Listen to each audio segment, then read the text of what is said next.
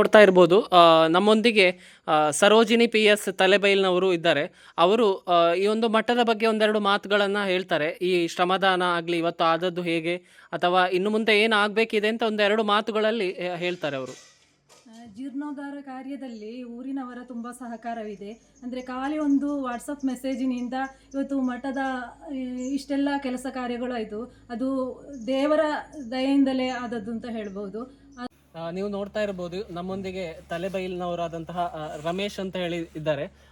ಅವರಿಗಾದಂತಹ ಒಂದು ಅನುಭವವನ್ನು ಈ ದೇವಸ್ಥಾನಕ್ಕೆ ಬಂದ ನಂತರ ಅವರ ಒಂದು ಕುಟುಂಬದಲ್ಲಿ ಯಾವ ರೀತಿ ಬದಲಾವಣೆ ಆಗಿದೆ ಅಥವಾ ಅವರ ತಮ್ಮನಿಗೆ ಒಂದು ಇಲ್ಲಿ ಬಂದು ಒಂದು ಒಳ್ಳೆ ರೀತಿಯ ಅನುಭವ ಆಗಿದೆ, ಅವರು ಅದನ್ನ ಹೇಳ್ತಾರೆ ನಿಮ್ಮೊಂದಿಗೆ. ನಾವು ತುಂಬ ಕಡೆಯಲ್ಲಿ ಪ್ರಾರ್ಥನೆ ಎಲ್ಲ ಮಾಡಿದ್ದೇವೆ. ಆದಾಗ ಹಾಗೆಯೇ ನಮ್ಮ ಈ ನರಸಿಂಹದೇವರ ಮಠದಲ್ಲಿ ಬಂದು ಪ್ರಾರ್ಥನೆ ಮಾಡಿದಾಗ ಒಂದು ವಿವಾಹದ ನಿಶ್ಚಯ ಒದಗಿ ಬಂತು. ಈಗ ಅವರಿಗೆ ವಿವಾಹ ಆಯಿತು. ಇಲ್ಲಿ ಒಂದು